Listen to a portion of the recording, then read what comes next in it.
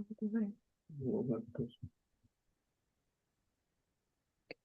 hope it won't echo.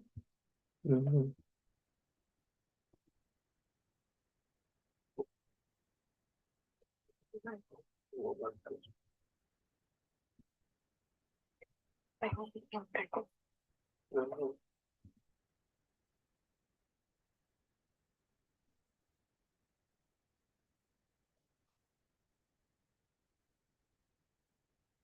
Good morning, good evening to all of you who have joined us today on the YouTube channel. Welcome, Ankita, Sethi, for signing up to talk on Ahstvakra Gita, an important text of Advaita Vedanta. Before we start our session today, I'd like to briefly give an introduction to Natpragas and our efforts in the Sikh Women Book Club. So Natpragas as an organization has been active in the field of exploring Shabd tradition for about 3 decades now from Amritsar, Punjab. And as about a couple of years ago, the organization also commenced its activity from Michigan, USA. And the collective vision of the organization is to explore the Shabd tradition through the culture of textual interpretation and coming closer to the text. Through this means, we believe that a lot of excavation of the universal context of the Shabd tradition can be obtained. It lies deep in the literary and religious and philosophical texts of our world tradition. So to excavate the Shabd tradition and its context from literary means, from philosophical means is one of our core tenets. And as a part of extending and living that vision, the Sikh Women Book Club, which was started in 2022, it has continuously strived to provide a community-wide platform to women to access and review these texts, to derive an understanding of the thesis of these works, to indirectly then contribute in excavating and living the Shabd tradition. So as a part of the Sikh Women Book Club activities in 2022, we came together as a group of women and we studied the texts hinged in mysticism and creative imagination. And in 2023, we are exploring texts which hinge to the knowledge tradition of the world's civilization. In 2023, we've had several reviews, some of which have included the Lotus Sutra, the Srimad Bhagavad Gita, the Minhajul Abidin, and the Pilgrim's Progress, Dhampad, Tirukural. And in this month, we have a review on the Ahstvakra Gita, which Ankita Sethi is going to provide in the next few minutes. As we all know that there are 6 schools of Indian philosophy, or darshanas as we call them, one of which is the Vedanta school of philosophy, and there are 2 tenets to that school, the Dvait and the Advait. And it's essentially centered around how or not duality is perceived between the self, the jiva, and the Brahman, which is the transcendent reality. There are shades of consciousness, or the shades of realization between how the self relates with the Brahman or the transcendental reality. And these shades, these layers are essentially captured by how Advaita Vedanta views the philosophy. And today we have a talk on Ahstvakra Gita, which is a very important text of the Advaita Vedanta, and it has influenced Buddhism, Taoism, and several other philosophical systems of thought. And it views that self is not limited by the body, mind, and ego, but it's pure consciousness. And we will give over the podium, the dais, to Ankita to share with us what she has gleaned from the text. And then at the end of her talk, we will have a question and answer session. With that, I pass it over to you, Ankita.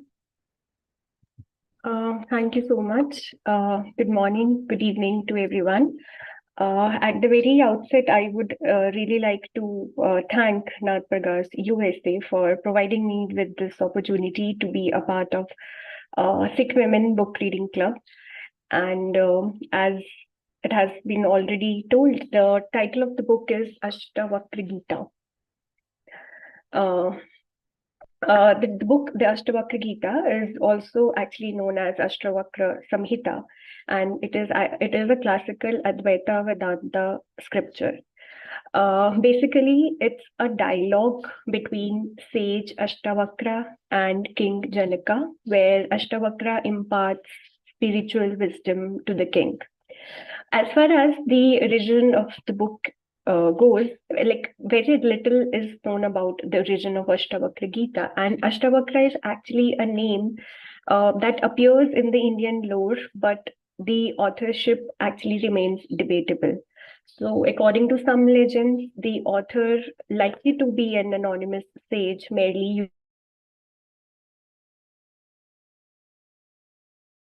dialogue between the guru and the disciple, and according to other legends, it's actually the story where Janaka asks Ahstvakra to be uh, um, uh, uh, these questions about the philosophical questions that he had. So, who were Janak and who was Ahstvakra? So, Janak, as we all know, was the king of Mithila, as we know him as the father of Sita, and Ahstvakra is a famous rishi. So, the very name Ahstvakra comes from another legend about his life, and Ashta means eight, or Asht means eight, and Vakra means vikar or twisted or curved. So, according to the legends, the sage actually had eight physical deformities. And the legend associated with his birth is that his father, Kahura, who was another great sage, he was, even before Ashtavakra was born, he was still in the womb of his mother. The father was explaining or sharing his knowledge of Vedas with the mother. And surprisingly, the unborn child corrected the father, not once, but eight times. He corrected the father about his knowledge of the Vedas. So, when this happened eight times, Kahora made eight different mistakes, and the unborn child corrected the father eight times. This angered the father so much that he cursed his own child. And when the child was born, he was deformed eight times. His body was bent from eight different places, and thus the name Ashtavakra. As part of the story is also like when the father Kohora was actually defeated and he was kept enslaved by a man called Vandin. And this boy Ashtavakra, when he grew up, he won the debate from Vandin, who had kept the father a prisoner, and he liberated his father.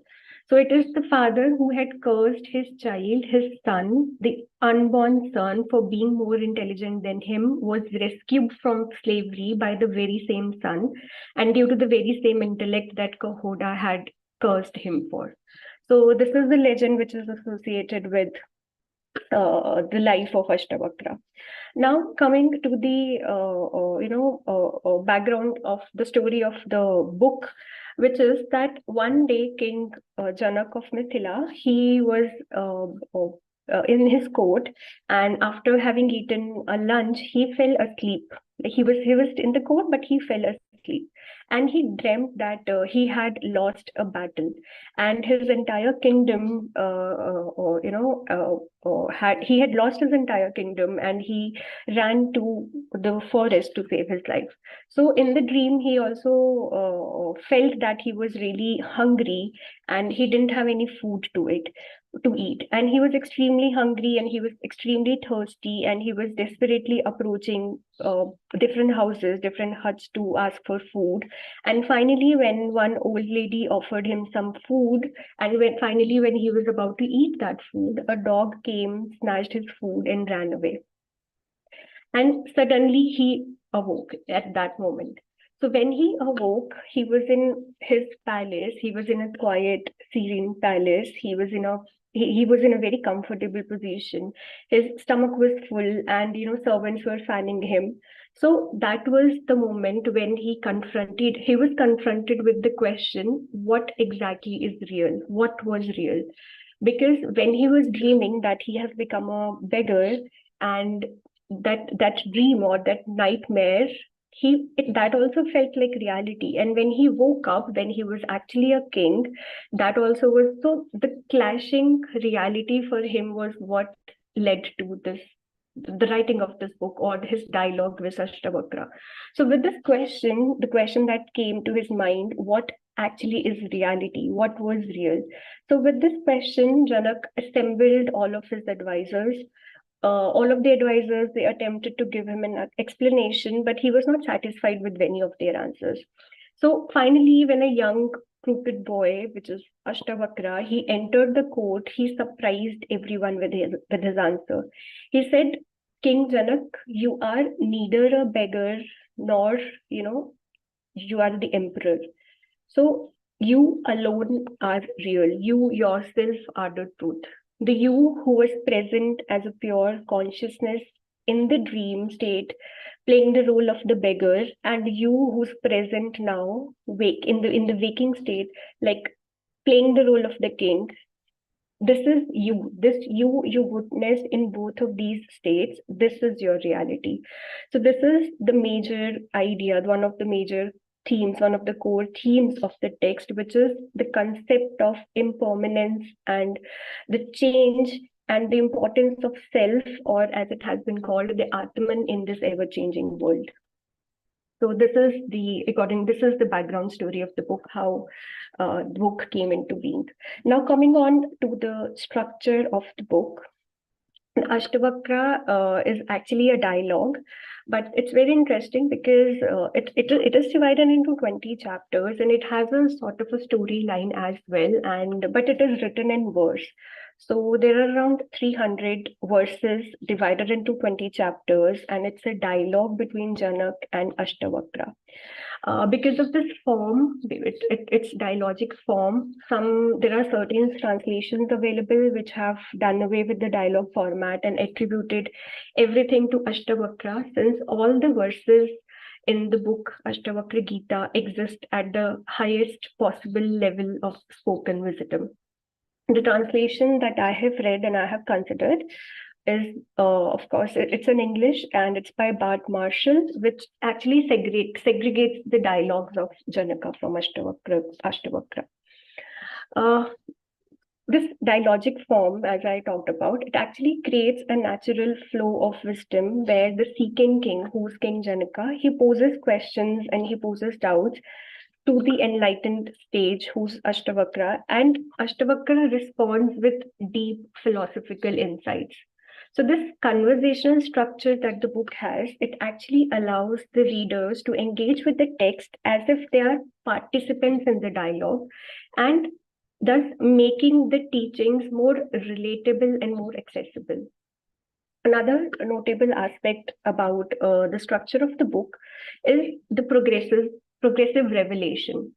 So as I told that there are verses, it's a dialogue, but still there is a storyline. So the text unfolds gradually with each chapter building upon the previous one.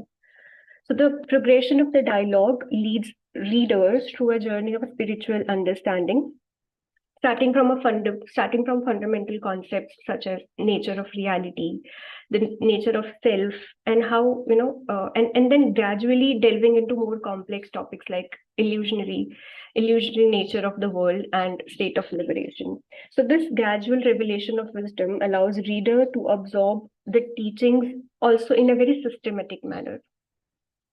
So as I said that, even the verses have a storyline. This is what I have done in my today's presentation as well. I'll be talking about the major themes, but then I'll also follow the storyline or the sequence of chapters. So there are 20 chapters in this book. So chapter 1 actually starts when Janaka, when he was given the answer by Ashtavakra, that makes him delve deeper into, the question that had already arisen in his mind. And it starts when Janaka then asks Ahstvakra how he can attain knowledge and how he can attain that detachment or that liberation which is required.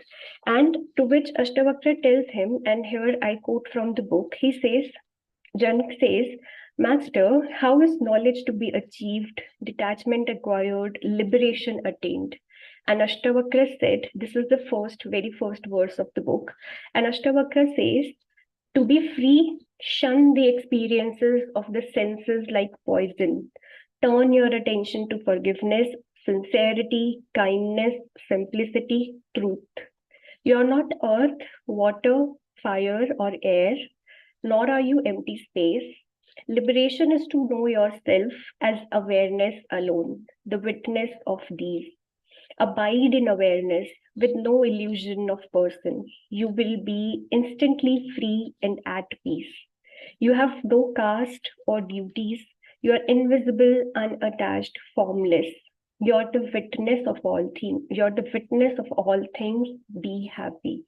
So the first 5 verses of the book actually sort of give us the gist of the entire theme or the core idea of the book, that detachment, when we talk about detachment, it involves recognizing the impermanent nature of all things in the material world. And by understanding that everything in this external world is temporary and everything in this external world is subject to change, this is how individuals can develop detachment and avoid becoming entangled in the fleeting aspects of life. So when we talk about liberation, and when we talk about liberation in the context of Ahstvakra Gita, it signifies ignorance. It signifies freedom from ignorance. So liberation is freedom from avidya. And by ignorance, it is ignorance of one's true nature, which is eternal, which is beyond the physical body. And mind keeps individual bound to the cycle of birth and death. So liberation comes from realizing the true self, which is the Atman, as divine, unchanging, and eternal. So the core ideas of the book, one of the core ideas of the book is to liberate yourself, to detach yourself.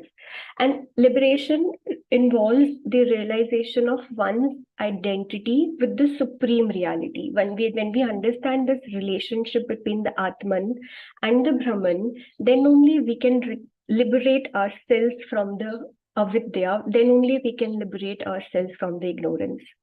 So through self-realization, individuals recognize their oneness with the ultimate truth, transcending the limitations of the ego and the material world.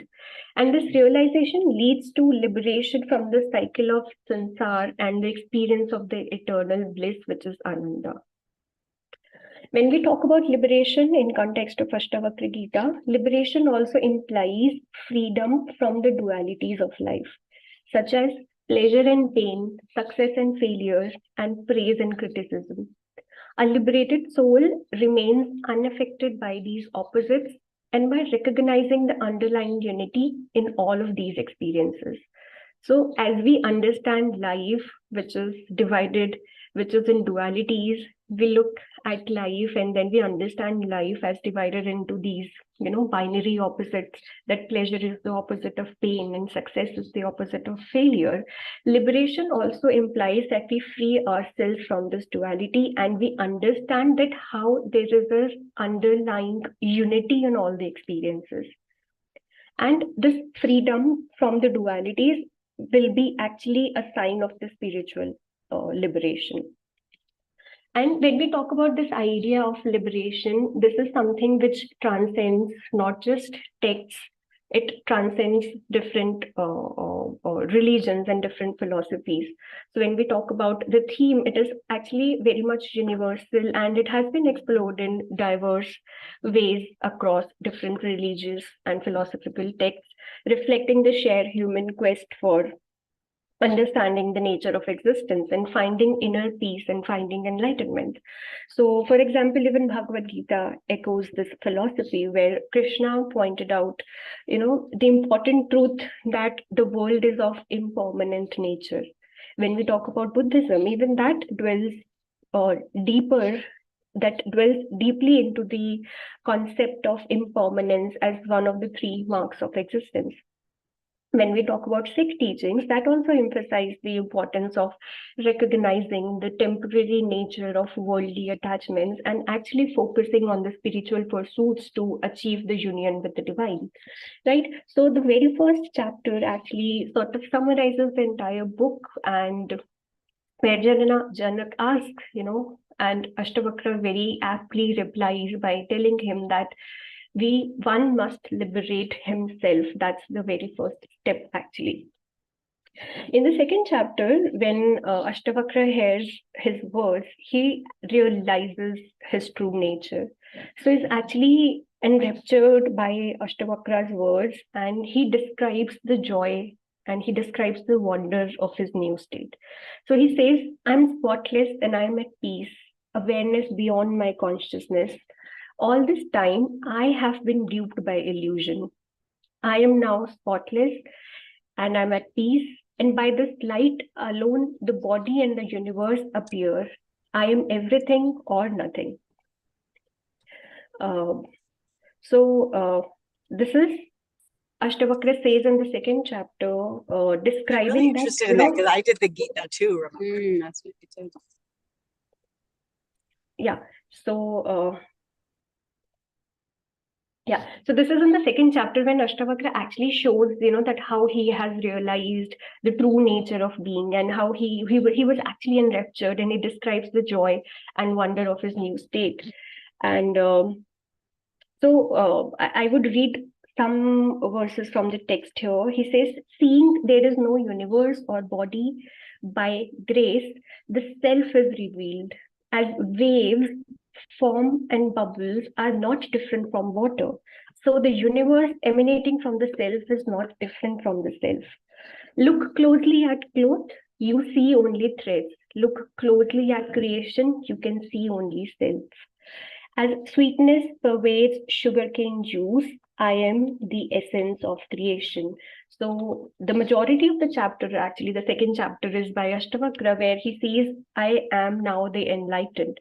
So I would like to hear comment upon another, very interesting aspect of the book is that throughout the text, Ashtavakra Gita, the text actually employs vivid allegories and metaphors to convey the profound truths. So the structured dialogue actually allows these allegories to be introduced contextually, enhancing the impact of the metaphors and making the abstract concepts more tangible and understandable for the readers. For example, this particular analogy given by Janak, the analogy of the ocean and its waves, is often used to illustrate the relationship between the eternal and the consciousness and the individual beings, the Jivatma and the Brahman. So just as waves arise and they subside in the vast ocean, individual lives also emerge and they also merge back into the universal consciousness. So Ashtavakra is delighted. Even in the third chapter, Ashtavakra is delighted for Janak, but he is not satisfied. Though Janak claims that he has learned the lesson and he has achieved that liberation, but Ashtavakra is not satisfied with his verses, because he surely can see some inconsistencies. So Ashtavakra, the third chapter, Ashtavakra actually he fires off a series of confrontational verses about attachment to the worldly pleasure. And in the third chapter, Ashtavakra stresses the significance of self-realization, which is actually the knowledge of one's true nature beyond the physical body and beyond the mind. So, he actually discusses the role of mind in human suffering and role of mind in liberation. And he argues that the mind, the human mind, the restless mind is actually driven by desires. The mind is actually driven by attachments, which ultimately leads to bondage. while a still and controlled mind leads to self-realization and it leads to inner peace. So, Ashtavakra is trying to explain more because he's not satisfied with Janaka's answer that, he is already liberated, and he has understood because he definitely sees some inconsistencies. Chapter 4, again, Janaka is now, asserting his power. He's becoming a little adamant in showing that he has actually understood the meaning. In the next two chapters, chapter 5 to 7, Ashtavakra tries to tell him of the final step, but Janak is still reluctant, and he matches Ashtavakra in the number of verses as well as the style, the manner of the verses, and he keeps mentioning about his enlightened state. So Ashtavakra is adamant to prove that he has reached the entire enlightened state, and he says, here I quote again, "The universe arises from you like foam from the sea. Know yourself as one. Enter the peace of desolation. Like an imagined snake in a rope, the universe appears to exist in the immaculate self, but does not. Seeing this, there is nothing to dissolve."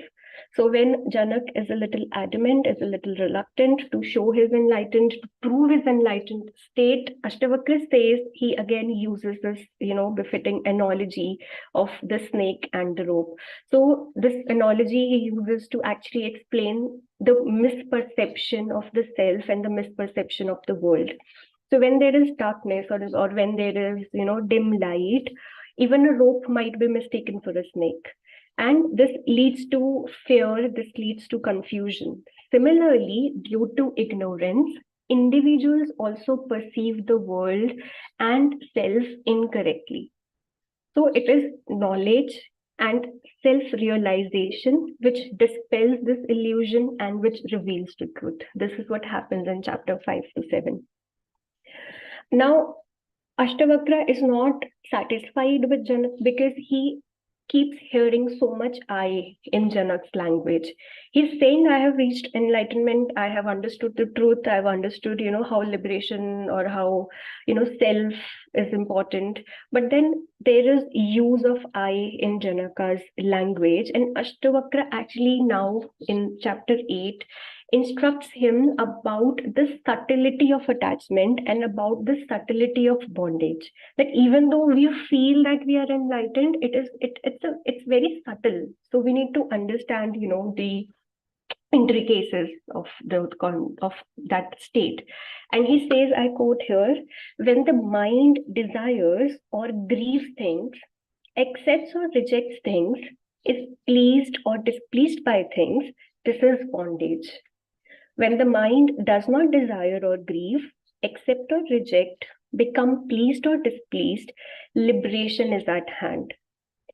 If the mind is attached to any experience, this is bondage. When the mind is detached from all experience, this is liberation. When there is no I, there is only liberation. When I appears, bondage appears with it. And knowing this, it is effortless to refrain from accepting and rejecting." So this is, Ashtavakra actually emphasizes the illusion, the ego, or the I as the root cause of bondage. So when the mind is attached to the concept of self, and when the mind identifies with the experiences, it leads to suffering and it leads to limitation. Liberation is found when the sense of I dissolves and one realizes the true nature of the self beyond one's ego. Chapter 9 to 17 are actually, Ashtavakra continues to describe the way of true detachment, and he describes the nature of one who is truly free in order to make Janak understand. So Ashtavakra says, give up desire, which is enemy. Give up prosperity, which is born out of mischief and good works. Be indifferent. Look upon friends, land, wealth, houses, wives, gifts, and all apparent good fortune as a passing show, as a dream lasting to 3 to 5 days. Another very important metaphor and the dream analogy that has been used by Ashtavakra, where he actually compares, life to a dream. emphasizing the impermanent and illusory nature of life. Just as experiencing in a dream, the experiences in a dream are fleeting, are insubstantial. Similarly, the events of the life are also transient, they are not fundamentally real. So, highlighting the importance of realizing the true self beyond the dreamlike world is what Ahstvakra is here trying to do. He says, when I quote again from the text, he says, one who knows for certain that adversity and success come and go in obedience to destiny becomes content. He neither desires nor grieves. The man of knowledge neither cares for the universe nor desires its dissolution. He lives happily on whatever comes his way. He is blessed. The sage sees no difference between happiness and misery, man and woman, adversity and success. Everything is seen to be the same. So in chapters 9 to 17, Ahstvakra, of course, realizing that Janak has really not reached that enlightened state, uses more and more, examples, metaphors, and analogies to put his point forward and to make Janak understand the essence of life, and life which is actually beyond what we see. It is actually beyond what we think is there. So chapter 18 is actually the longest chapter in the book. The length of the chapters is not uniform. There are around minimum 7 to 100 verses in one chapter. And this is the longest chapters. And because here in this chapter, this is where Ahstvakra actually gives 100 verses of pure non-duality. This is where he talks about non-duality and 100 verses, nothing from Janaka, Ahstvakra. From Ahstvakra, we have 100 verses continuously, and all the verses talking about the concept and the importance of non-duality. So the chapter actually begins with praising the self, which is described as a bliss itself, stillness and light. It is the ultimate reality that reveals the world as a dream. So the theme of non-duality or Advaita is actually a central, profound concept which has been explored in Ahstvakra Gita. And non-duality, actually, in very simple words, it refers to the philosophical understanding that there is no fundamental distinction between the individual self, which is the Atman, and the ultimate reality of the supreme consciousness, which is the Brahman. So the text here, specifically the 18th chapter, it emphasizes the unity underlying all the diversity in the universe. So despite the multitude of forms and expressions, there is an essential oneness that connects everything. So non-duality means understanding this unity, recognizing the divine presence in all beings, and then being able to transcend the distinctions. So non-duality, in actually very simple words, is, it involves rising above the opposites and understanding that they are interdependent and they are relative. So true wisdom lies in equanimity amidst these dualities and recognizing that this non-dual nature of reality beyond the polarities. So through self-realization and understanding the non-dual nature of existence, this is exactly how ego dissolves. And this is what leads to the direct experience of oneness with the Supreme Consciousness. So the 18th chapter, the longest chapter, 100 verses on non-duality. He explains using analogy, using metaphors, he uses analogies to explain what non-duality is and why it lies at the core of, how is it a core concept in this book. So chapter 19, the second last chapter of the book, when it actually sort of works. After giving 100 verses, after Ashtavakra gives 100 verses on non-duality, this is when Janak actually reaches that enlightened state. And how do we know that? Because now he's no longer talking about I or the ego. He can only speak in questions revealing absence. So there are only 8 verses, right, in the chapters when he was claiming to be enlightened, and he was, again and again talking about his experience. The verses were long, the chapter was quite long. Here there are only 8 verses when he has actually reached enlightenment, and he's not, claiming anything, but he can only speak in questions revealing absence. So he says, where is self? Where is not self? Where is good and evil, confusion and clarity? I abide in the glory of self. Where is sleeping, dreaming, waking, or even the fourth state? Where is fear? I abide in the glory of self. Where is close or far, in or out, gross or subtle? I abide in the glory of the self. Where is life and death? Where is world and worldly relations? Where is distraction and stillness? I abide in the glory of the self.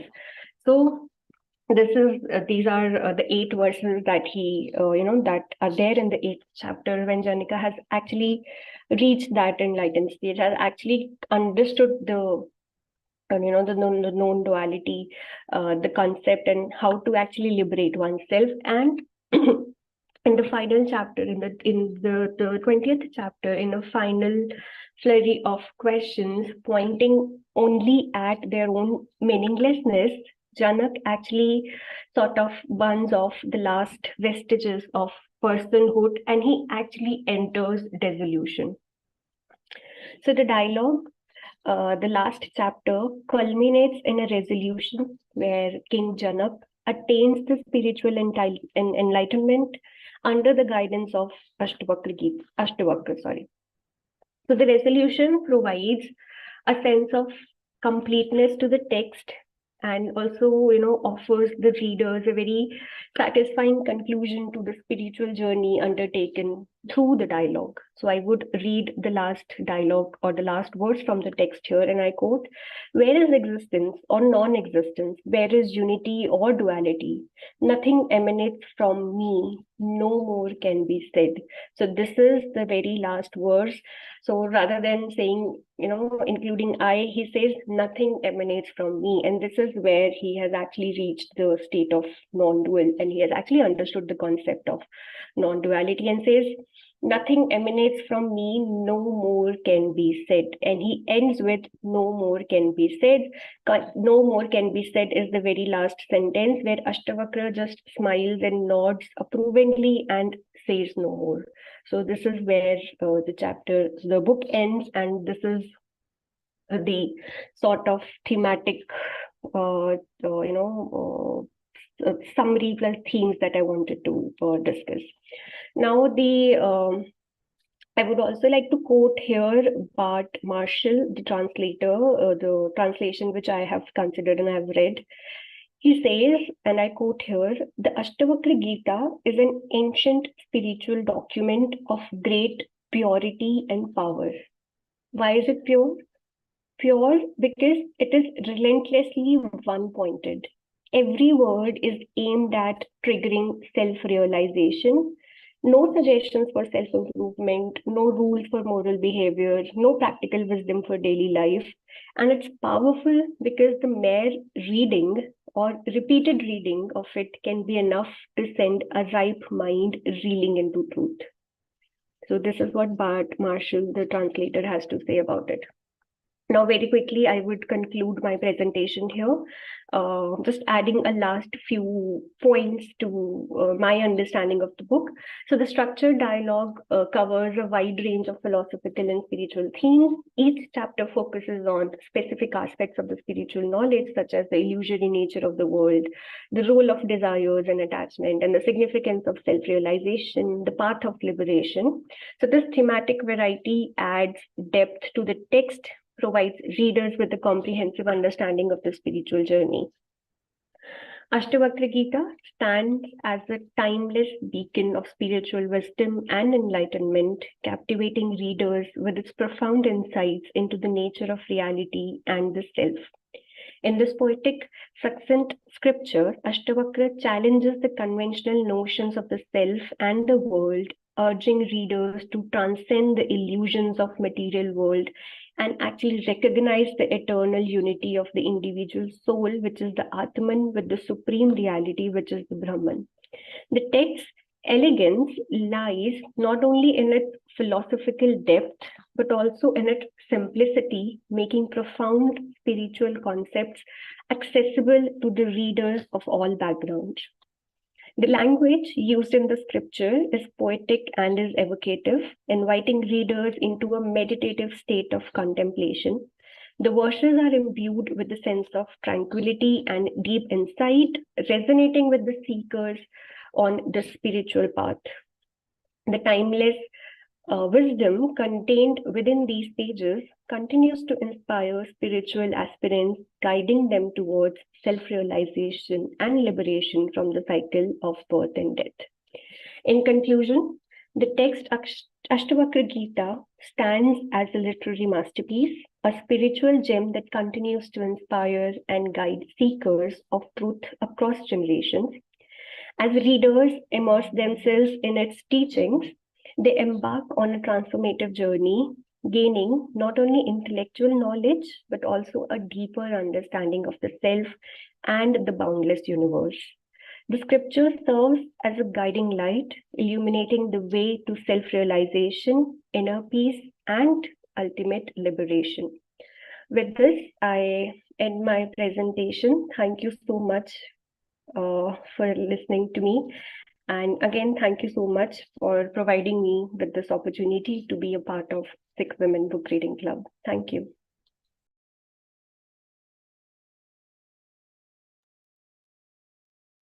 That was a wonderful, wonderful talk. Thank you, Ankita. Before I offer my comment and we engage in a dialogue here, I'd like to call upon Amandeep to share any comments or anything that he may have.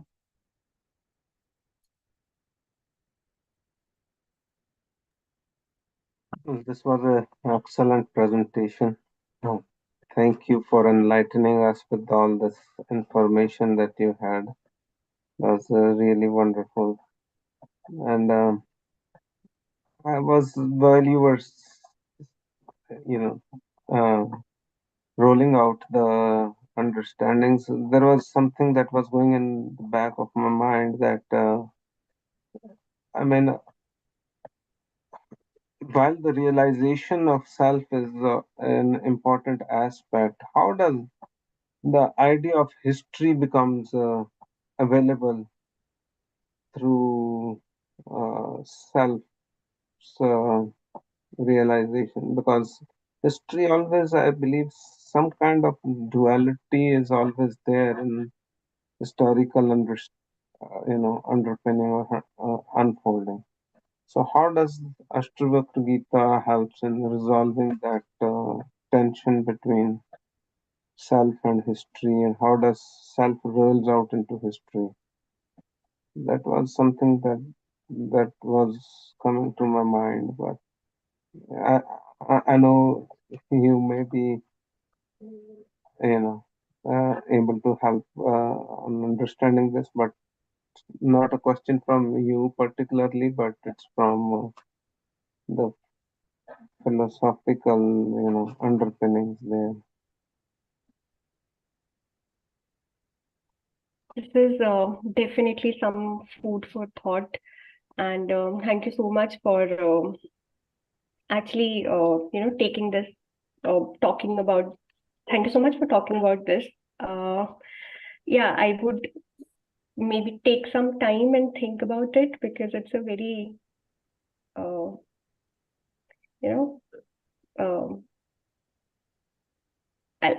would need some time to think about it.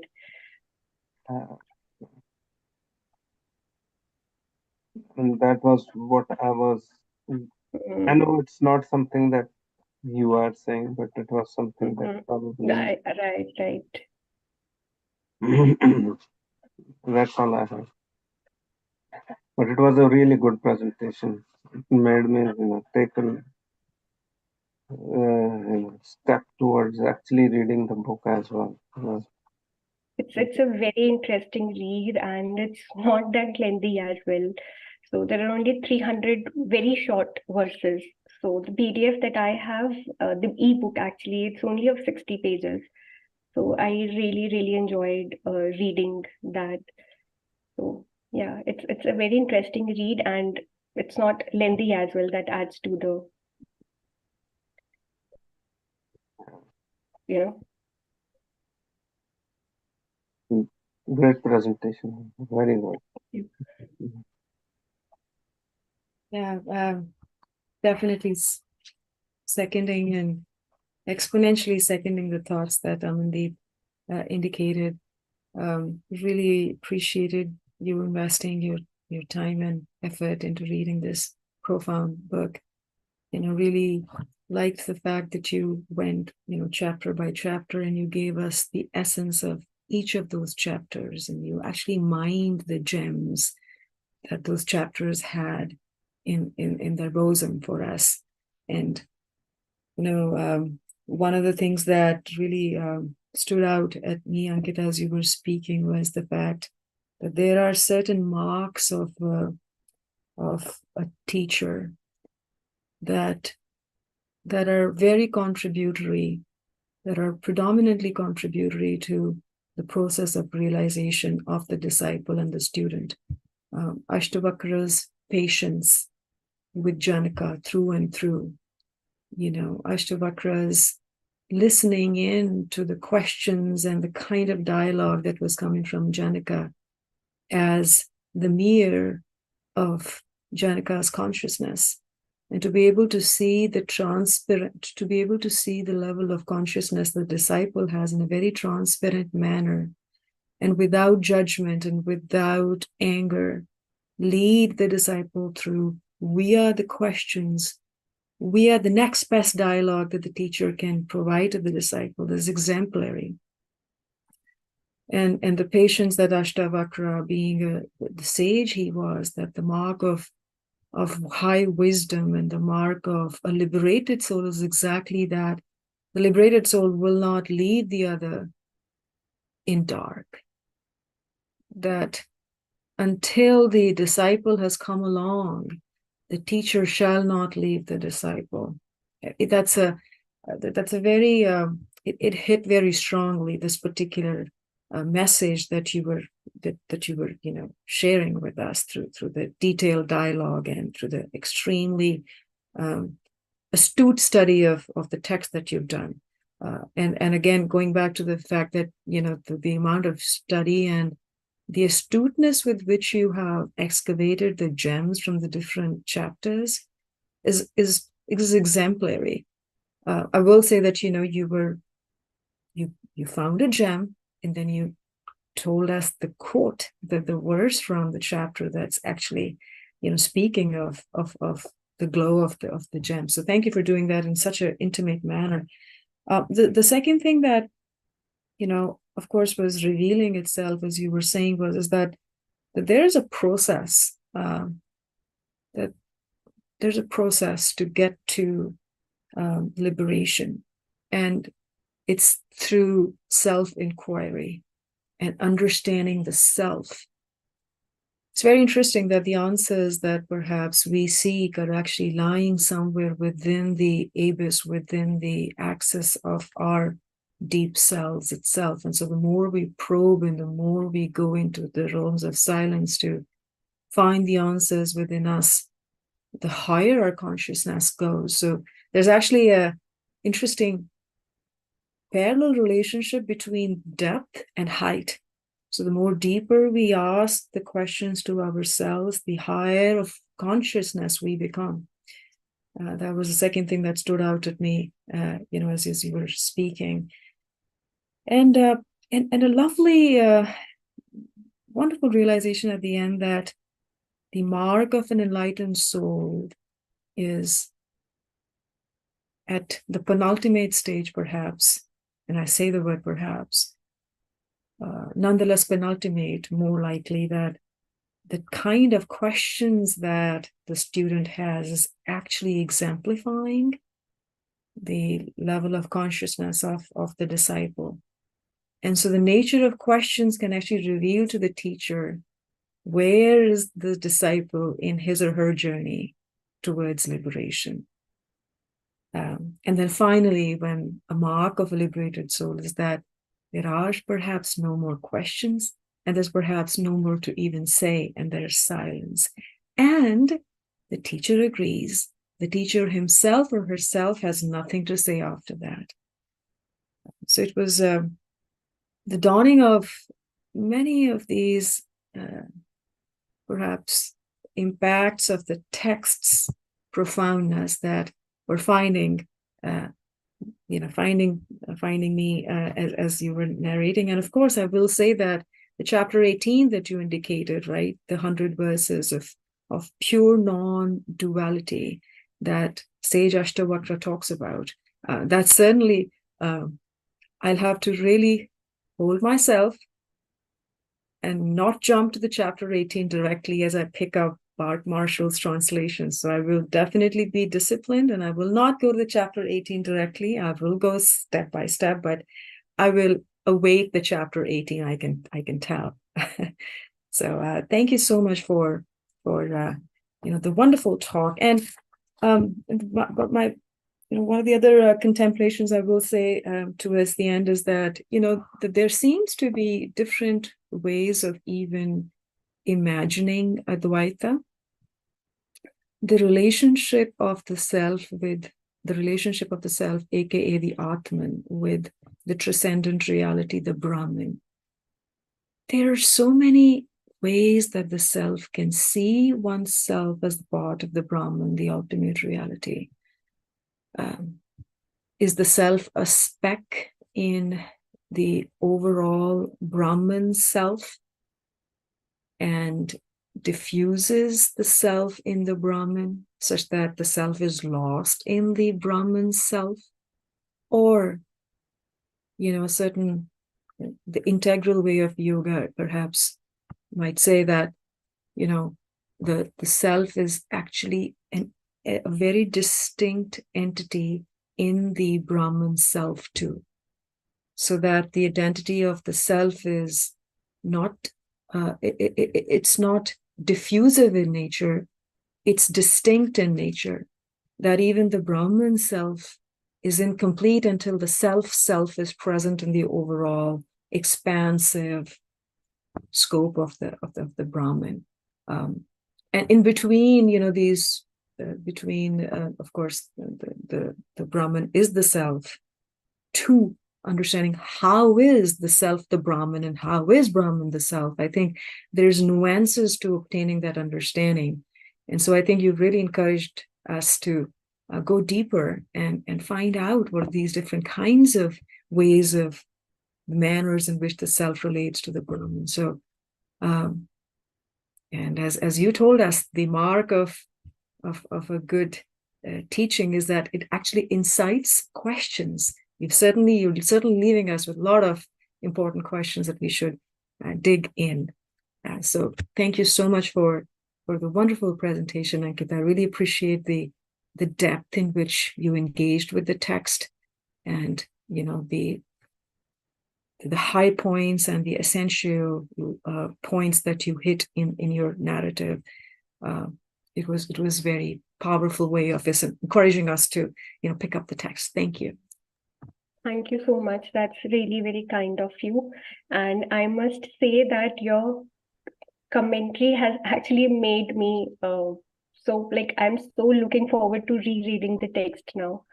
So if my presentation would make the participants read the book, your commentary would make me reread the book. So thank you so much. That's a very kind comment, Ankita. Thank you. Well, thank you again from the whole Nathpragas USA team, Nathpragas overall as an organization. Thank you very much for your talk today. And with that, we come to the end of today's session. That was Ankita Sethi presenting to us her detailed review, her expositionary view on the profound work of Advaita Vedanta and the Ahstvakra Gita. In November, we will be meeting towards the end with another book talk.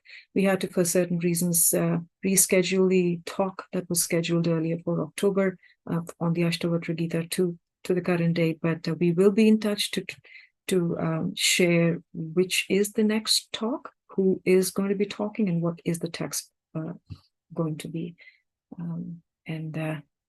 So stay tuned. We will be communicating on Facebook and our WhatsApp channels, etc. And with that, I thank Ankita again, and wishing you all a great rest of your day. Sat Sri Akal.